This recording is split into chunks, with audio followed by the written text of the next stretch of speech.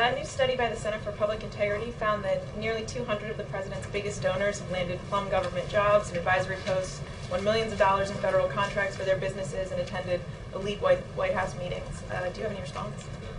Well, I would simply say that this administration looks for the most qualified candidates who represent Americans from all walks of life when it makes appointments.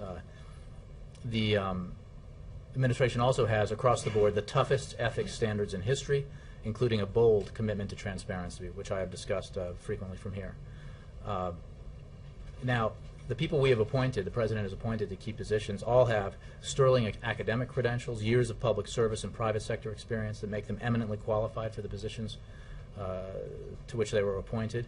And I would make the point here that having enacted these high ethical standards, the highest in history, and having pursued and delivered on a level of transparency that is unprecedented, it is important to note that being a supporter does not qualify you for a job or guarantee you a job, but it does not disqualify you, obviously. So we stand by all of our appointments. We believe they are enormously qualified for the jobs that they hold. And how does that square with what the President said in his announcement speech in 2007? He said, quote, "The cynics and the lobbyists and the special interests who've turned our government into a game only they can afford to play. They write the checks and you get stuck with the bills. They get the access while you get to write a letter." He said the time for that politics is over. Well, right, but we were talking about, you asked me about supporters of the President who may have been donors who have gotten positions, and I would point out to the fact that the people who got those positions got them because of their credentials.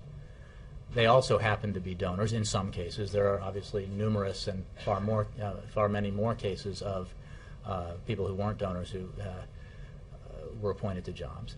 And that's a lot different from the problem that exists in Washington and existed in Washington with special interests having lobbying success here in terms of the effect that has on legislation that's produced in Congress and signed into law. So.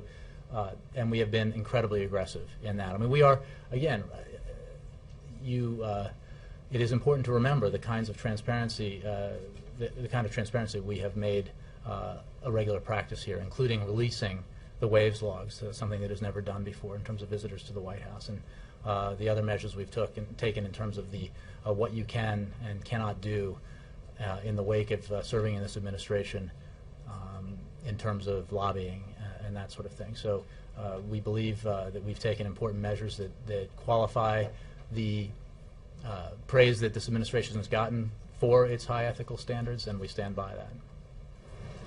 Yes? Jay, following up on that, are you saying that raising or bundling $100,000 or $500,000 does not give a person any leg up in looking for an administration job? I am saying that. I'm saying that the President appoints people based on their qualifications. It has nothing to do with raising him $500,000. Sure. I think that I didn't raise $500,000. I didn't raise any money. I'm standing here, and the fact is that the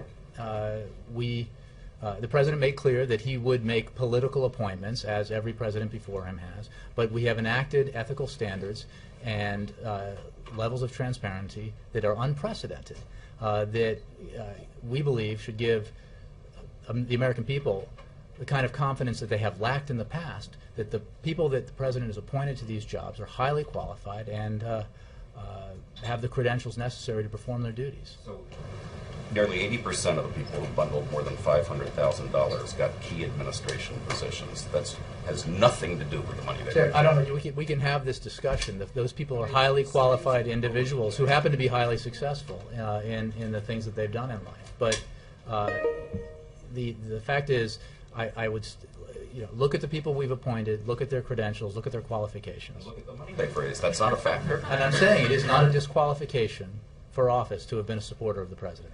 Would it be wrong to reward people for the hard work of raising $500,000? It would be wrong if they weren't qualified.